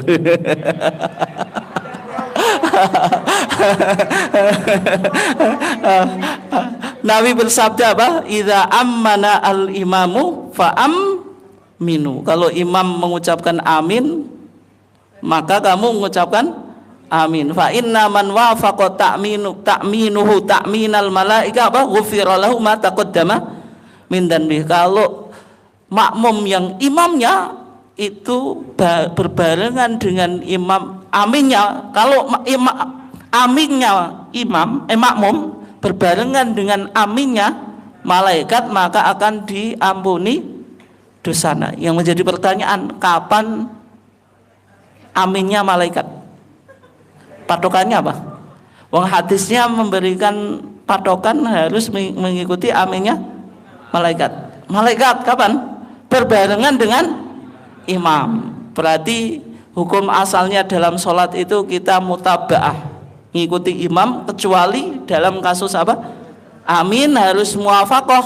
Kalau musabaqah itu tidak boleh. Nabi bersabda wala tasbiqul imama, jangan engkau mendahului imam. Tapi bagaimana kalau kasuistik tadi? Kalau kasuistik Pak, tanpa kesengajaan, karena imamnya sudah sepuh, sudah asam urat apa? Asam aurat. Asam aurat atau asam urat? Asam urat. Asam urat, sehingga jenengan lebih mendahului apa? Imam. Situasi itu yang enggak masalah, Pak. Apalagi jenengan di belakang itu tidak begitu tahu, ternyata mendahului imam. Kalau tanpa kesengajaan itu dimaafkan. Sesuatu itu punya konsekuensi kalau apa? Ayakuna mukhtaron. Seseorang itu melakukan sesuatu berdasarkan keinginan atau sengaja, bukan qasdan, bukan atau amdan dengan sengaja. Tapi kalau biduni qasdin atau biduni amdin ya tidak masalah. Itu Pak jawabannya. Kemudian apalagi tadi? Ya. Kalau sholat itu gini Pak, itu ada hadisnya ya di Bulughul Maram, nanti bisa dicek, melahirkan kaidah di fikih. Kalau sholat malam itu jahriyah, kalau sholat siang sirriyah. Tapi nanti dikecualikan dengan sholat-sholat tertentu. Misalnya sholat Idin juga jahriyah meskipun siang. Sholat Jumat juga apa? Jahriyah meskipun siang. Tapi hukum asalnya kalau siang itu pelan, kalau malam jahar. Karena Nabi bersabda sholatun nahar ajma, sholat di siang itu bisu. Maksudnya apa? Bacaannya tidak dikeraskan. Ya termasuk kalau jenengan tadi, misalnya sholat apa tadi? Duhur ya, Karena masbuk di rakaat kedua kan baca surat. Ini jahir atau sir? Ya sir, sebagaimana keumuman sholat siang. Itu saja Pak jawabannya. Kira-kira menjawab atau enggak nih? Berarti kalau maghrib kita tinggal di rakaat kedua harus menambah 2 rakaat lagi, berarti rakaat yang pertama harus jahar. Karena maghrib rakaat kedua kan juga jahar kan? Ya paham. Itu maksudnya itu pada waktu malam toh. Iya. Memang kalau malam itu ya, malam itu boleh jahar, termasuk jenengan masbuk. Misalnya tadi kan, ya saya paham maksudnya. Misalnya jenengan mendapatkan 1 rakaat di sholat maghrib, kemudian jenengan bangkit kan rakaat kedua, seharusnya masih tempat untuk jahar. Tapi jahar ini sunnah saja Pak Tabu. Dan kalau di masjid, di musola, kalau jenengan jahar itu takutnya nanti masjidnya rame gitu. Kalau masbuknya banyak kan jahar semuanya ya jadi repot itu. Karena ini sunnah saja, ketika dibaca sir ya tidak ada masalah gitu. Khawatirnya di situ. Gitu. Itu Pak ya. Ini sudah Ya. 16:41 menit. Mungkin ada penutup pesan penutup atau kesimpulan. Ya, Bapak dan Ibu sekalian yang dimuliakan Allah, berarti inti dari apa yang kita kaji tadi, mulai dari wudhu, mulai dari sholat, paling tidak bagaimana kita memahaminya, ini yang wajib, ini yang sunnah. Ternyata ada ilmunya. Kalau kita belajar fikih itu sejak kecil kan doktriner Pak. Ya kan, kita waktu sekolah rukun sholat suruh ngapalin, rukun wudhu suruh ngapalin, tapi tidak pernah tahu bagaimana ulama sampai pada kesimpulan ini wajib, ini rukun, ini sunnah, atau ini wajib, ini sunnah. Ternyata ada teorinya semuanya gitu. Artinya fikih itu memang bisa dirasionalitaskan, karena fikih itu dibangun pada usul fikih. Usul fikih itu ya pendekatan antara wahyu dengan akal. Kita merumuskan sebuah kaidah untuk melakukan istinbat dari Quran dan sunnah. Itu ya. Kemudian wudhu dengan sholat, supaya lebih paham, bisa dibaca di HPT yang jenengan miliki. Dan kalau bisa yang ini diikuti di video-video yang menjelaskan tentang wudhu dan sholat yang dari Muhammadiyah, yang dari Muhammadiyah. Kayak video yang saya tampilkan itu di YouTube itu ada beberapa macam. Yang paling detail, ini yang paling mudah, jenengan bisa mengikuti di channel YouTube saya sambil promosi itu. Nah, insya Allah YouTube saya sudah 1000-an lebih lah, meskipun subscribernya tidak ada. Itu kelemahan kita Pak ya. Di Muhammadiyah itu cari subscriber itu susah gitu. Orang Muhammadiyah suruh subscribe itu nggak bakal mungkin. Misalnya saya ngomong jenengan saya suruh subscribe, nggak bakal mungkin mau gitu ya. Tapi yang jelas kalau jenengan mau ngikuti YouTube saya, itu bisa di googling saja Luqman Hakim Tarjih atau Luqman Hakim apalah gitu. Luqman Hakim ya sudah tarjih, itu pasti bermunculan banyak video dalam YouTube saya, termasuk dalam kaitannya dengan pelajaran sholat atau tuntunan sholat ya.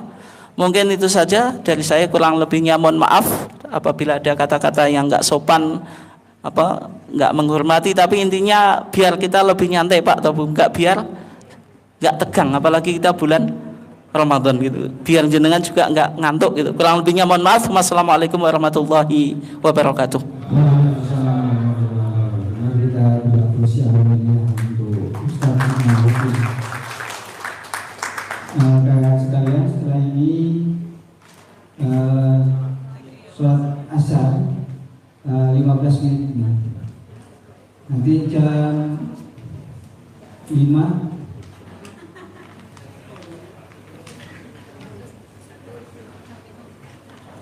ya, jam 5 kembali ke ruangan ini. Jadi yang menjadi imam tetap seperti tadi, kelompok 1. Absen passwordnya.